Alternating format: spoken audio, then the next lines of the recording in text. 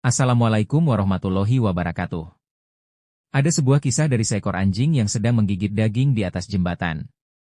Ketika melihat ke bawah, anjing tersebut kaget melihat ada anjing lain yang sama-sama menggigit daging.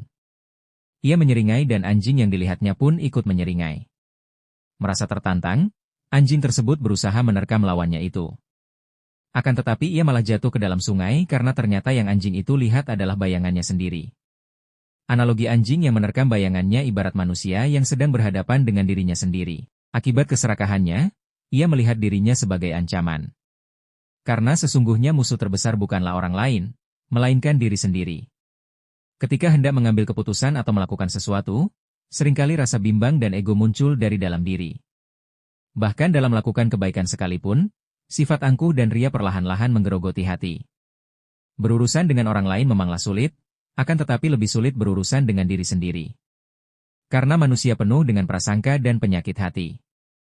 Penyakit hati inilah yang menghalangi diri untuk mencapai kemajuan. Imam Ghazali pernah berkata, belum pernah aku berurusan dengan sesuatu yang lebih sulit daripada jiwaku sendiri, yang terkadang membantuku dan terkadang menentangku. Sebelum berurusan dengan orang lain, pastikanlah untuk berdamai dengan diri sendiri terlebih dahulu. Hapuskan segala macam kebimbangan dan keraguan dalam melangkah. Hilangkan penyakit hati yang mengarah pada keburukan. Karena musuh di dalam diri kerap tak disadari. Bahkan bersembunyi pada pribadi yang tidak mengenal dirinya sendiri. Kita telah menyaksikan betapa banyak orang terpuruk dalam keburukan dosa karena godaan hawa nafsu yang tidak berhasil dikalahkan. Banyak manusia menjadi celaka dan tersesat jalan hidupnya. Bahkan hingga terjerumus masuk ke dalam neraka, disebabkan godaan hawa nafsunya. Tanpa disadari seseorang dapat cenderung menjadi takabur, ria, bakhil, begitu berhasrat membenci orang lain, memfitnah, menghasut, hingga menimbulkan permusuhan dan kekacauan, serta berbagai dosa lainnya adalah disebabkan gagalnya seseorang melawan hawa nafsunya. Rasulullah Shallallahu Alaihi Wasallam menyampaikan bahwa jihad terbesar adalah jihad melawan hawa nafsu sendiri, bukan sekedar berperang di medan pertempuran. Hal ini dikatakan sebagai jihad terbesar. Karena musuh yang dihadapi seringkali tak disadari, tak terlihat oleh mata jasmani, bahkan kerap bersembunyi di balik klaim kebenaran.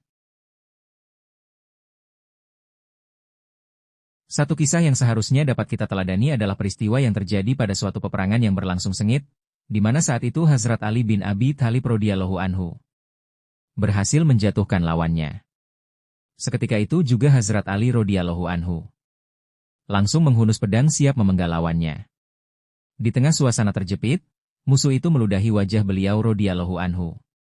Mendapat perlakuan seperti itu, Hazrat Ali radhiyallahu anhu segera mengurungkan niat memenggal leher musuhnya. Dengan penuh rasa heran, musuh itu pun bertanya, "Mengapa engkau tidak jadi membunuhku?"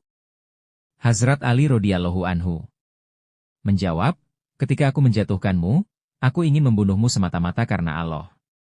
Tetapi setelah engkau meludahiku, niatku membunuhmu bukan karena Allah, melainkan karena nafsu amarahku kepadamu."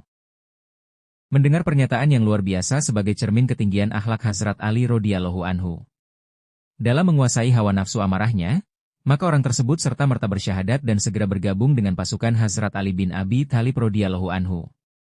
Berperang melawan hawa nafsu sungguh jauh lebih sulit bila dibandingkan dengan berperang melawan musuh yang nyata secara fisik.